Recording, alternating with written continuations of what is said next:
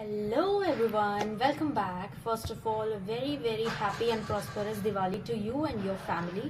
तो चलिए आज सीखते हैं कुछ words related to Diwali. Okay, Diwali और Deepavali both are correct. So first of all, Diwali और Deepavali is called festival of lights और फेस्टिवल ऑफ लैम्प्स.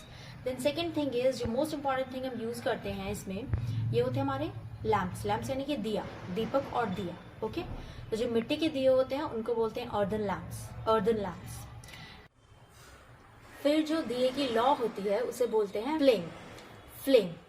उसके बाद जो रुई वाली हम बत्ती बनाते हैं दिया जलाने के लिए, उसे कहा जाता है wick. Okay, cotton wick. Cotton wick, वो क्योंकि रुई से बनती है तो उसे कॉटन विक कहा जाता है, क्योंकि रुई को कॉटन कहते हैं. दिए के साथ हम लोग मोमबत्तियां भी जलाते हैं. तो मोमबत्तियों को क्या कहते हैं? मोमबत्ती, we all know candles. Okay, candle. मोमबत्ती को कहते हैं कैंडल. अब जो पटाखे फोड़े जाते हैं दिए पे, पटाखों को कहा जाता है क्रैकर्स. क्रैकर्स. ओके. देन जो फुलझड़ी होती है, फुलझड़ी को कहते हैं, फुलझड़ी को कहते हैं स्पार्कलर्स. स्पार्कलर. ओके, फुलझड़ी इज कॉल्ड स्पार्कलर. देन चरखी को कहते हैं ग्राउंड स्पिनर. चरखी को कहते हैं ग्राउंड स्पिनर, क्योंकि वो ऐसे घूमती है ना चरखी. So that is called ground spinner. अब जो अनार होता है, जो हम दिवाली पे जलाते हैं अनार, अनार को कहा जाता है फ्लावर पॉट या फिर फाउंटेन क्रैकर. फ्लावर पॉट या फिर फाउंटेन क्रैकर. और अगर हम ये कहते हैं कि दिया जलाओ, तो लाइट द लैम्प. दिया जलाओ, लाइट द लैम्प.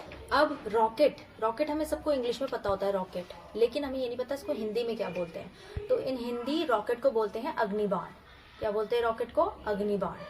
देन पूजा करने के लिए हम लोग यूज करते हैं अगरबत्ती का. भगवान की पूजा करने के लिए जो अगरबत्ती का यूज किया जाता है उसको इंग्लिश में कहते हैं इंसेंस स्टिक. Incense stick.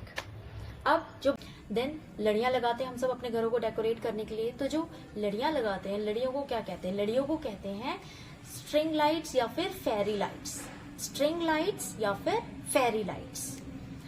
अब खील बताशे, जो कि सबसे ज्यादा इंपॉर्टेंट चीज होते हैं दिवाली के लिए, तो खील को इंग्लिश में क्या कहते हैं? खील को इंग्लिश में कहते हैं पास्ड पैडी.